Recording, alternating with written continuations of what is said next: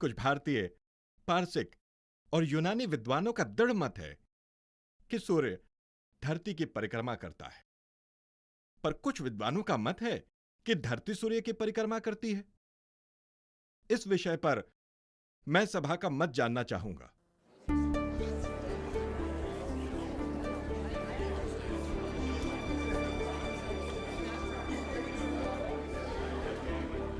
मैं देख रहा हूं कि सभा इस विषय पर एक मत नहीं है। क्या कोई इस विषय पर निर्णायक मत दे सकता है?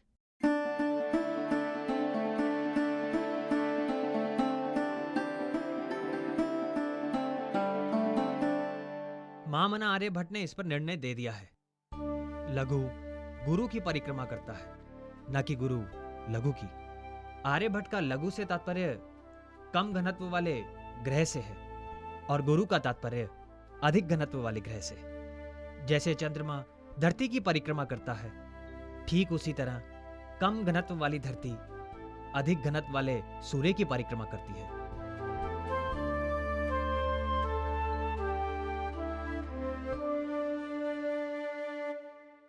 आचार्य, वैसे तो आप शक हैं, पर हमारी ही तरह सूर्योपासना करते हैं।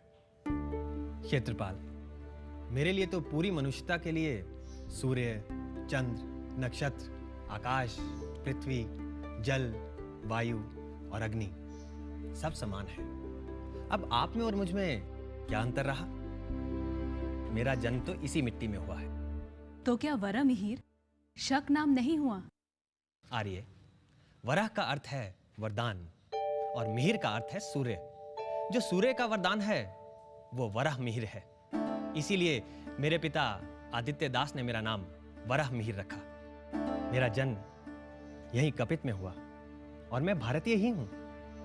जैसे ज्ञान सीमाएं नहीं देखता, वैसे भारत भी भेद की सीमाएं कहां देखता है?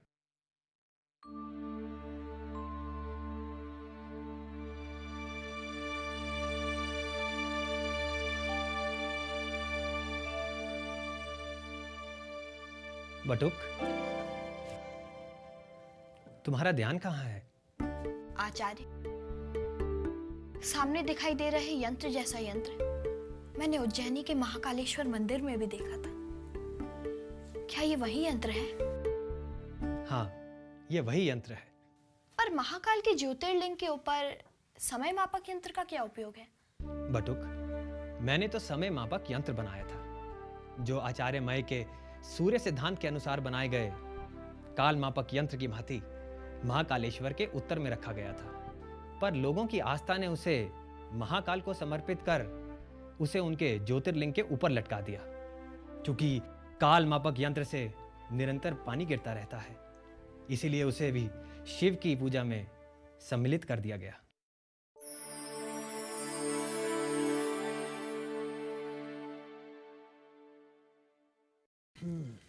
हाँ माँ, तुमने मुझे बुलाया? ये इरावती है, मैंने इसे तेरे लिए चुना है। क्या इसे गणित में रुचि है? तू ही पूछ ले। क्या तुम्हें गणित में रुचि है?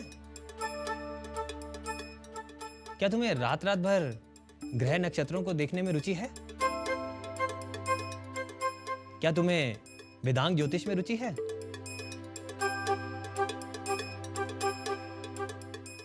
तो फिर तुम्हारी रुचि किसमें है? खाना पकाने में।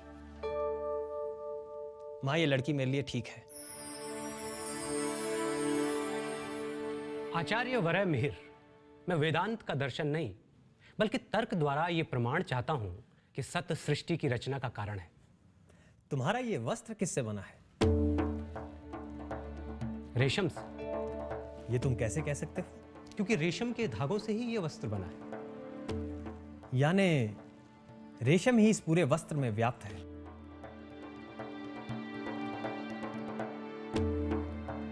ये किससे बना है? ये भी रेशम से ही बना है। पर तुम्हारा वस्त्र लाल और मेरा पीला है। और दोनों में रेशम है। अब इन आभूषणों को देखो, ये सारे गहने सोना है, इसलिए सोना गहनों का कारण है। क्या इस रेशम और इन आभूषणों का कोई एक कारण हो सकता है जो दोनों में व्याप्त हो? अणु? हाँ, वह अणु ही हो सकता है। बहुत खूब। अब मेरा प्रश्न है, क्या अणु सर्वव्यापी है? आचार्य, जहां पदार्थ है वहां अणु सर्वव्यापी है, जहां पदार्थ नहीं है वहां अणु नहीं है। अब मेरा प्रश्न है कि क्या कोई अणु से सूक्ष्म वस्तु है जो पदार्थ में हो और पदार्थ के अभाव यानी शून्य में भी हो? अगर हम उस वस्तु को ढूंढ सके तो हम सृष्टि की रचना के कारणों को ढूंढ सकते हैं आचार्य। अब ढूंढो। मेरे पास उत्तर नहीं है आचार्य। जैसे तुम पदार्थ है ये कह सकते हो, वैसे ही शून्य है ये भी कह सकते हो। वृक्ष हैं, नदियां हैं, सूर्य है, चंद्र है, नक्षत्र हैं, मैं हूं, तुम हो, क्षेत्रपाल है। सब में ये सत या अस्तित्व विद्यमान है। मैं समझ गया आचार्य, यह सत ही संपूर्ण सृष्टि की रचना का कारण है।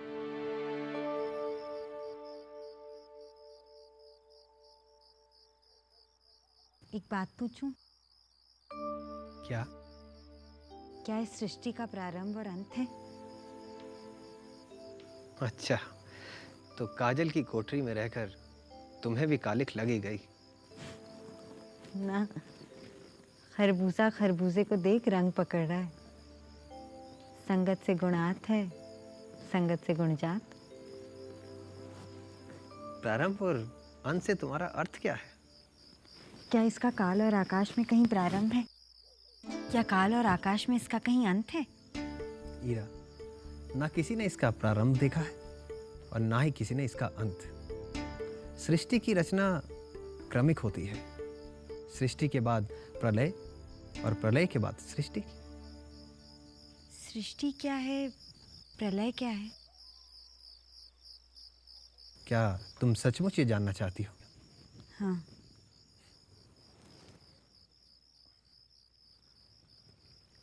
तो सुनो, अव्यक्त से सूक्ष्म, सूक्ष्म से स्थूल, यह सृष्टि का विकास है।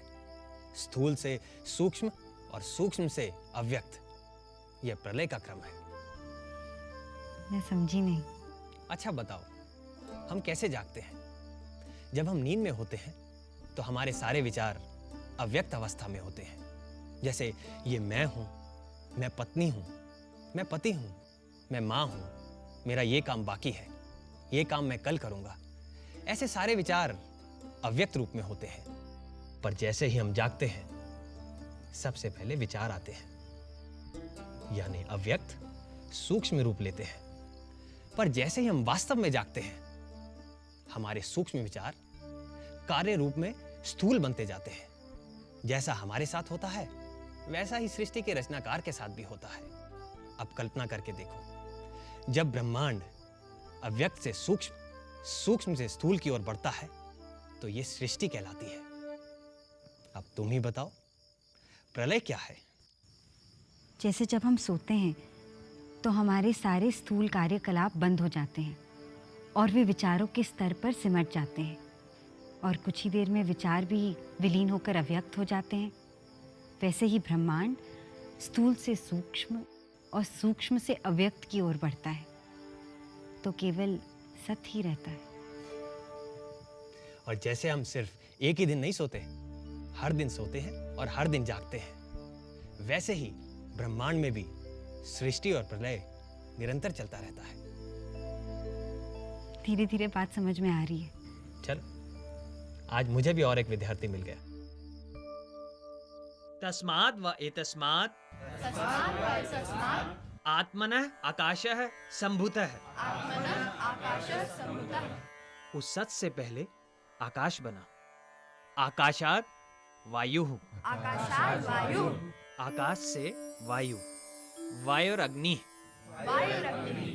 वायु से अग्नि, अग्नेः आपः,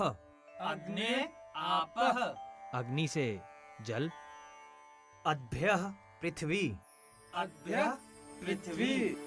जल से पृथ्वी बनी। इन पांचों सूक्ष्म भूतों से मिलकर ही विविधता भरी ये सारी सृष्टि बनी। यही सृष्टि की रचना का क्रम है। और जब भिन्न भिन्न नाम और रूपों से बना ये प्रपंच अपने सूक्ष्म मूलभूतों में परिवर्तित होता है और वे सूक्ष्म मूलभूत सत में विलीन होते हैं, तब प्रलय होता है।